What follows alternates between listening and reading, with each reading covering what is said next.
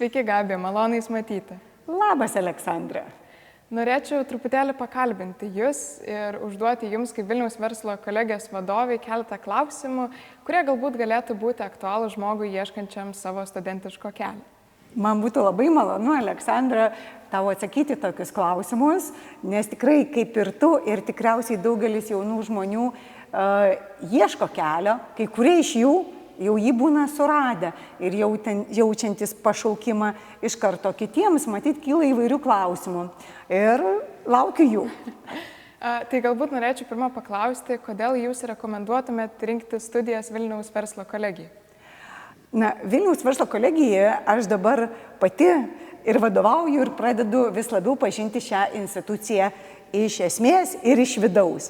Vilniaus verslo kolegija yra labai versliška institucija, ką nusako jos pavadinimas. Tai reiškia, kad čia labai verta rinkti studijas tiems, kurie svajoja sukurti verslą, svajoja turėti galbūt savo įmonę, bet nebūtinai galbūt žmogus nori dirbti vadybinį darbą arba dirbti versle. Verslas žmonėms dažnai asocijuojasi su kuo? Su pinigais, ne, Aleksandra? Žmonės galvoja, kad versle yra pinigai, bet aš manau, kad versle yra labai svarbus dalykas greitis, dinamika, konkurencingumas, nes versle yra konkurencija, tu turi būti kažkiek geresnis už kitus. Ir tuo pačiu versle yra daug laisvės ir kūrybos. Tai tos savybės, apie kurias aš paminėjau, jeigu būdingos žmogui būti lyderiu, norėti padaryti gerai, kartais ir geriau už kitus, jausti tą dinamiką, ritmą, pulsą, tam tikras pasaulio tendencijas, tai tokios savybės čia ir ugdomos, nes verslas nėra tik koks nors techninis įgūdis, nepakanka vien tik išmanyti ekonomiką, marketingą, tuos dalykus reikia labai praktiškai mokėti įdiegti. Tai Vilniaus verslo kolegija yra ir ta institucija, kurioje mokymas ir mokymasis labai praktinis, projektinis, patirtinis. Ir čia šiandien mes su tavim, Aleksandra, esame patalpose, kurios erdvės, aišku, čia dar ne viskas dabar matosi, nes mes sėdim, bet esmė tokia, kad čia bus labai daug patirtinių veiklų, nes čia yra naujasis Vilniaus verslo kolegijos kampusas, kuris įsikūręs naujamiestyje Vytenio 9. Tai tu pradėjai manęs nuo vieno klausimo, aš aišku perėjau labai į daugelį atsakymų, bet dar ką noriu paminėti, kad Vilniaus verslo kolegija yra ne tik verslo krypties programos, bet ir informacinių technologijų krypties programos ir iš jų yra net 4. Ir ta sandūra tarp technologijų, tokių programų kaip medijų technologijos, programavimas ir interneto technologijos arba net kibernetinio saugumo technologijos labai dera su verslo pakraipa. Tai reiškia, kad studentai studijuojantys informacinės technologijas gali bendradarbiauti su tais, kurie nori kurti verslą ir sukurti kažką bendro kartu. Taigi Vilniaus verslo kolegija tuo pačiu yra ir erdvė bendradarbiavimui ir partnerystei. Na, kaip tu jauti, Aleksandra? Ar aš kažkiek tave įtikinau?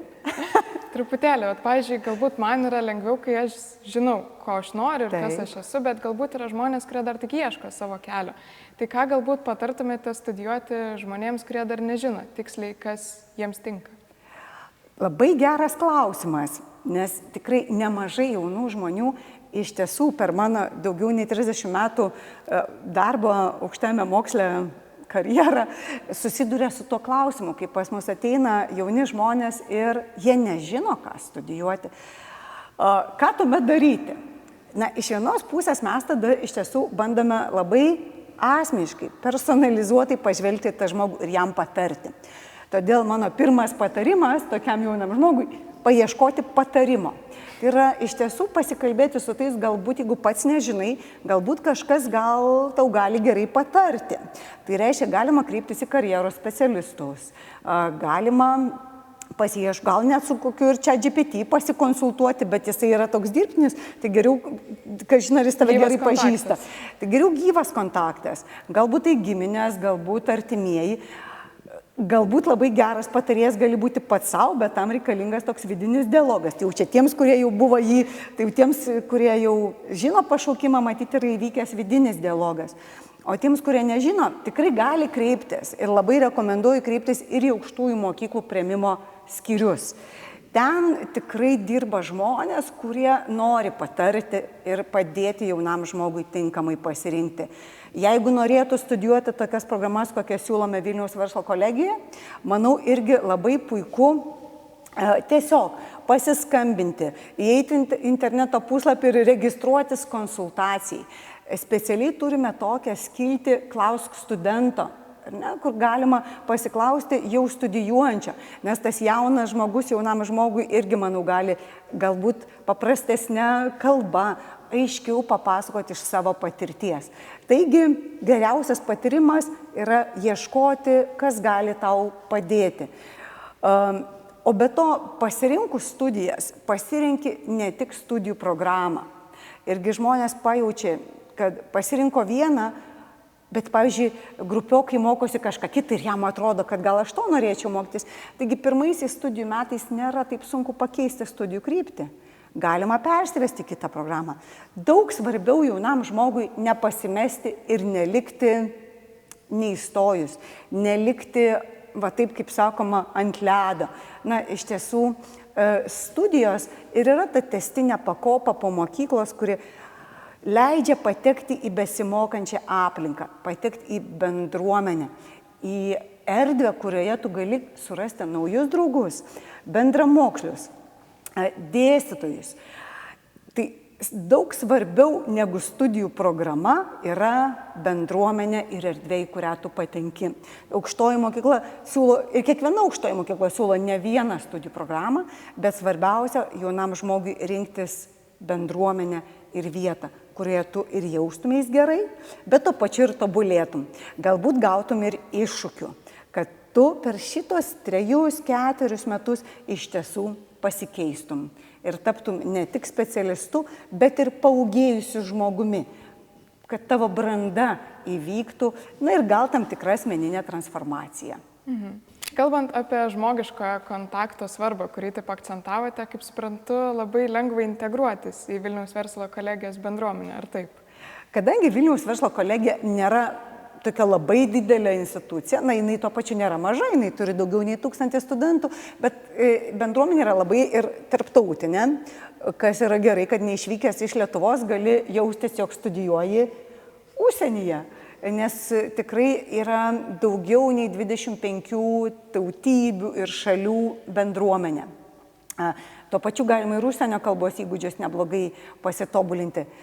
Vėlgi sugrįžtu, kad integracija jaunam žmogui studijose apima ir integraciją į akademinę bendruomenę, bet tuo pačiu tu atsiduri ir kažkokioje erdvėje.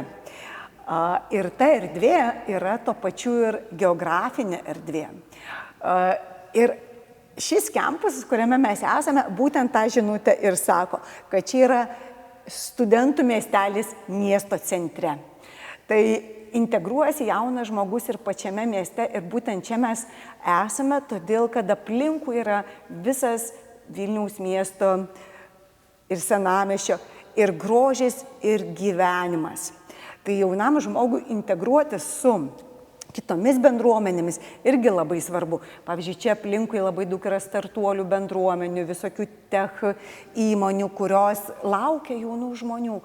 Ir yra tiek daug vyksmo aplinkui, ypač, aišku, ir kituose miestuose, bet Vilniuje ypatingai, tai jaunam žmogui labai tuo tikiu, kad reikia integruotis pačiame miesto ir visų kitų bendruomenių gyvenime. Galbūt tai yra pilietinis gyvenimas, galbūt tai yra entreprenerystės kultūra. Tuo pačiu čia tiek daug kultūros ir meno, ir renginių, ir koncertų, ir teatro, visko, kas vyksta. Ir daugelis tų dalykų iš tiesų šiais laikais yra net ir nemokami. Tai reikia tik norėti, eiti, integruotis ir ką visuomet stengiamės atverti studentui, tai galimybės pačiam kurti.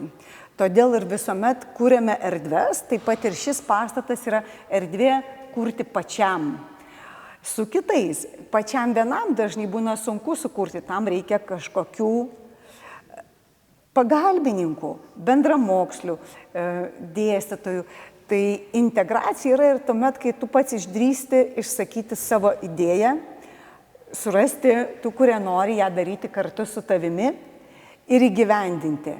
Todėl manau, kad integruotis reikia šiek tiek drąsos, bet jaunam žmogui reikia savyje tos drąsos sėklos, o aukštoji mokykla leidžia jai skleistis, išvešėti ir integruotis, jeigu esi mažiau drąsus, galima per kitų žmonių lyderystę.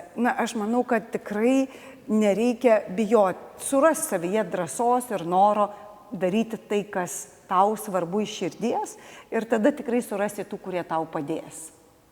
Labai įdomu. Klausiant studentui aktualių klausimų, taip pat svarbu paklausti, ar lengva studentui gauti darbą po studijų arba galbūt pradėti dirbti jau studijų metu. Labai aktualus, manau, kiekvienam jaunam žmogui klausimas, o ką daryti iš tiesų, baigus studijas, arba kaip aš pritaikysiu tas žinias, kam jos reikalingos. Todėl kartais žmonės pradeda galvoti, kad kam reikalingos studijos, juk yra daug internete informacijos, arba yra ChatGPT, kur aš galiu ko nors paklausti ir viską man pasakys. Bet esmė yra ne informacijos kiekis, bet informacijos panaudojamumas. Tai yra, kam tu jį panaudoji, tuos išteklius, kurie egzistuoja.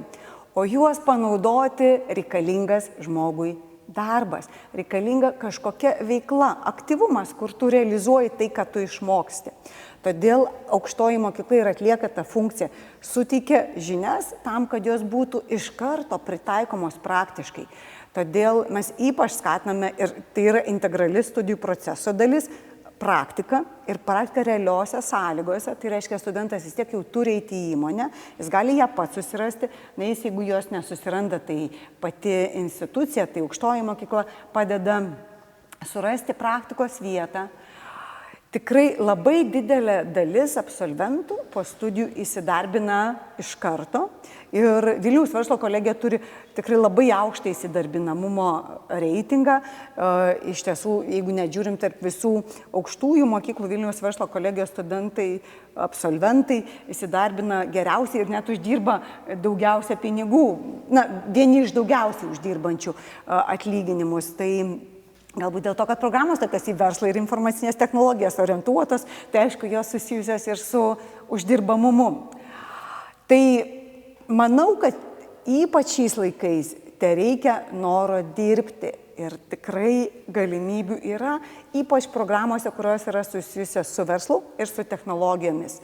Tai mes kiekvienam, kuris nori dirbti, ir padedame tą kelią surasti, ir įsidarbinti. Džiaugiamės, kad ir patys studentus priimame į darbą ir priimame juos jau ir praktikos metu.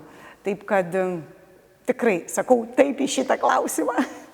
Supratau. Labai įdomiai papasakojate viską, net man kaip studentė yra labai kažkaip susidomėjau to, ko jūs pasakojat.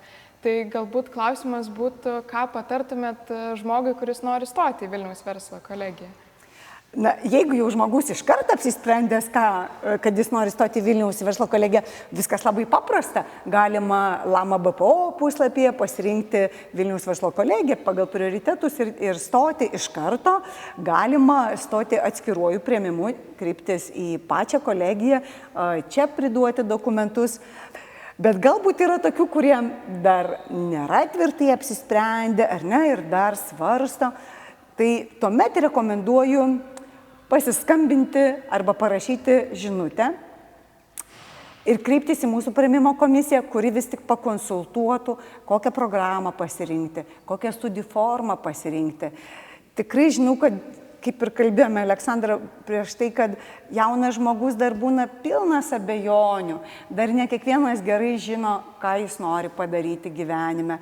O čia mes tam ir esame, kad galėtumėm jiems padėti, patarti. O be to, kviečiame ir ateiti gyvai, nes aukštoji mokykla tai yra ir erdvė, ir aura, ir bendruomenė. Per tiek metų tikrai žinau, kad tie studentai, kurie renkasi aukštą mokyklą dėl tos auros, dėl bendruomenės, dėl santykių, dėl ryšių, jie tampa tos aukštosios mokyklos dalimi. Nes tai yra svarbus gyvenimo etapas. Buvimas studentu, kaip ir tau pačiai, yra labai svarbus jaunam žmogui gyvenimo etapas. Tu būni studentu, čia yra ne tik statusas, čia yra erdvės skleistis.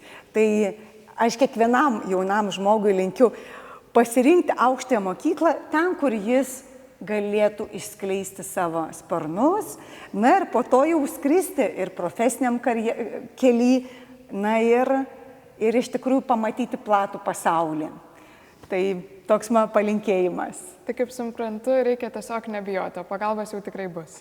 Žinoma, kaip sako, belskis ir bus atidaryta. Tikrai, tai reikia pasibelsti. O mes kviečiame belstis ir Vilniaus verslo kolegijos vartus ir čia tikrai jie bus atidaryti. Malonu Jūs matyti, Gabi. Ačiū Jums labai. Ačiū tau, Aleksandra, už malonų pokalbį. Ir tikiuosi, kad tie, kurie domisi studijomis arba ieško kelio, tikrai suras jį ar čia Vilniaus verslo kolegijoje. Tai kolegija.lt, labai paprastas yra domenas, ten galima surasti informaciją. Nu, jeigu ne čia, kad tikrai kiekvienas jaunas žmogus surastumėt savo kelio, tai to labiausiai jums ir linkiu. Čia buvome mes, Gabija Skučaitė ir Aleksandra Neveraitė. Ačiū labai. Ačiū.